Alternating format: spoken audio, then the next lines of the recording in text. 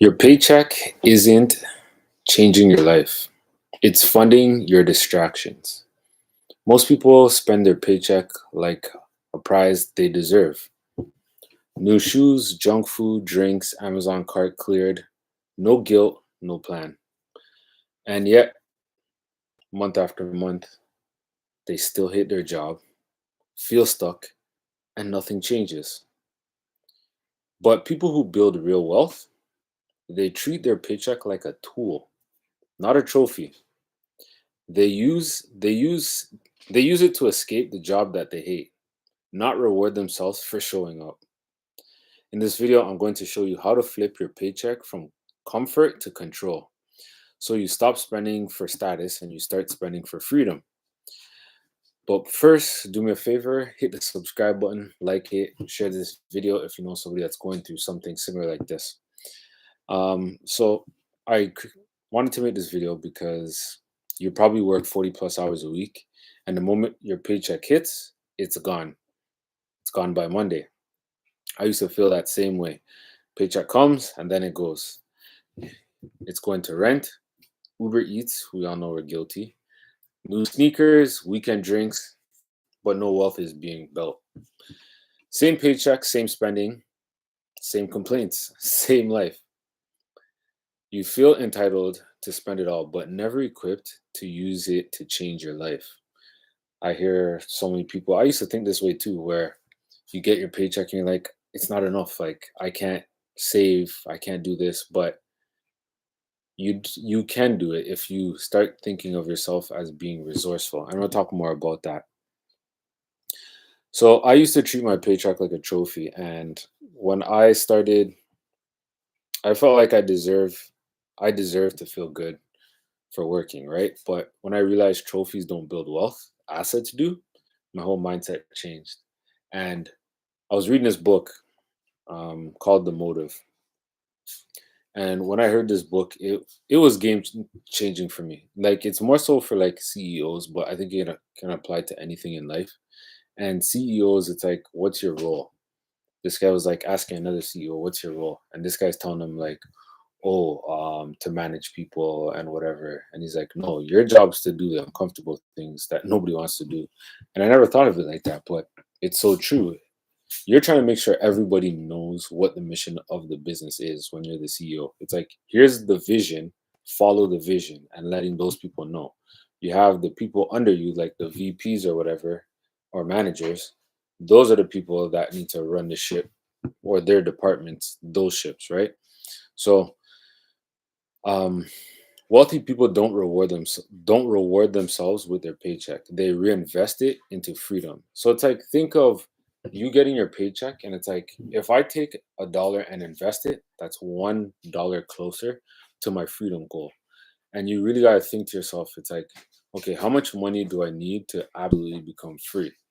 Because once you can figure that out, now you can reverse engineer it. That's something that I did when I want to save my first $10,000. I was like, how can I do this? I said, let me break it down into little steps and just do it 1 week at a time. So I did it. 52 weeks, I saved $10,000. It was easy as that. So also, every dollar is a decision. Either you buy your future or you pay for your past. You buy your future, you pay for your past. If you're doing the same thing over, it's like your job is the same thing over and over again. If you don't change what you're doing, like say career wise, or try to excel to the next level, it's gonna always be the same the same rent you're gonna be paying, same groceries you're gonna be buying. It's always just gonna continuously be the same. So in the book The Motive by Patrick Lencioni, great CEOs don't take the role for perks. They take it to carry the weight of your responsibility. The same applies to your money. Leadership over style. You have to say, all right, how can I make this dollar stretch? How can I make this paycheck stretch? And the only way you can stretch that paycheck is by investing it. You can only budget for so much until you have to start making more money. The job, you're capped. It's all depends on what they want to pay you or what you negotiate to get paid. So the job, it's not really cutting it, right? You got to figure out a new way to get this done.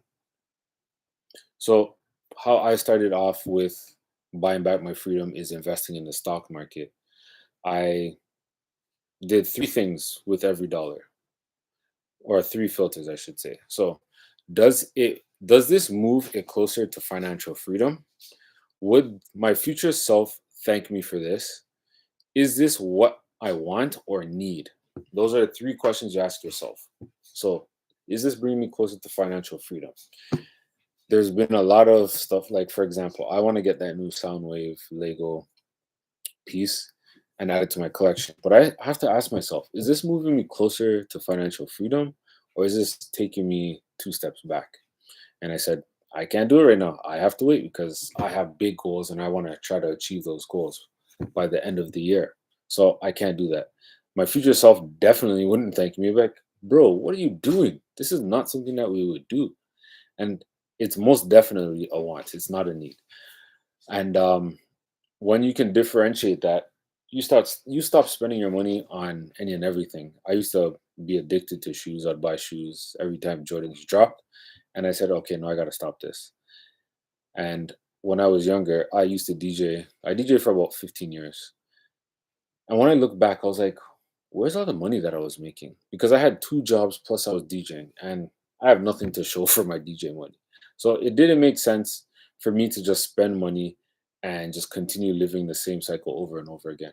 Now, if you like the way life is by working, paying your bills, and having enough for whatever, by all means, like, you are like the definition of financially free, minus if you have debt. But like, you're living the type of life that you want to live. So if you're able to do that, that's more power to you. So one thing you need to do is pick one thing to cut from your next paycheck and use that to invest in an asset, stocks, skills, or a side hustle. So invest it in one of those three buckets. I like to use stocks because you're literally letting the business do all the heavy lifting for you, and you just sit back and collect a check, and the value goes up of the stock, you're making money. So I like that. A skill is also good as well because once you have that skill, nobody can ever take it away from you. So remember that. Once you have that skill, it can never be taken away from you. And then you want to build your emergency fund, because once you have your emergency fund set up, you don't have to be worrying about, oh, how am I going to cover this bill? What am I going to do? Like, say you lost your job or you get injured, something like that. So you want to make sure you have your emergency fund. They say 3 to 6 months, but I think to be very comfortable, 1 year. Now, 1 year might be challenging for you to save, but you start small and you build your way up. Start by saying, I'm going to save $1,000 for my emergency fund. You hit the thousand, say, okay, I'm going to save up 1 month's worth of needs, not wants, just needs, bare necessities. And from there, you just keep compounding, or you just keep doing it, adding to that each time you hit a milestone. Then you're going to buy a book or a course that levels you up. So there's a bunch of books that you can get on Amazon. This book that I read was more for like CEOs. I'm not like running a big company, but it's something good to read. It was a good read. It wasn't too long. I didn't read it. I actually listened to the audiobook. It was 3 hours long. I put it on 1.5 speed. I finished it in like just over an hour and a bit. So that is a really good book. There's so many good books out there that you can literally use as the starter. I don't want to really say the titles of what people use because I find they're just mm, not really outdated, but just it's not my cup of tea anymore. There's other better books out there. So find something that suits you. Read the back of the book or even just the summary to see which books make sense to you. If you do want a list of the books, top 10 books, comment 10 and I will create that video. But also don't forget to hit the subscribe button if you're still watching up to this point and you're enjoying this content. Then once you have your emergency fund or you do that one cut, you want to create a reverse budget. So instead of how much money do I have to spend, ask yourself, how much do I get to keep? So you heard that, right? How much do I get to keep? That's what you need to figure out. Now, how much do I get to spend? Spending is what you're doing before. Now you're trying to keep your money. And if you want your life to look different in 3 years, your paycheck has to look differently today, not an amount, in purpose. So when you get that paycheck, you have to say, all right, these are the necessities I need. What can I use towards my future fund? What am I going to cut back on? It's it's not punishment, because this is for your future that you want. It's not going to last forever.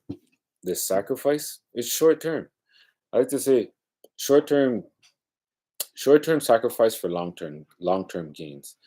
It's like planting a seed. Once you plant that seed, it's going to take a while. Just be patient. Be patient and consistent. You can start as small as $1.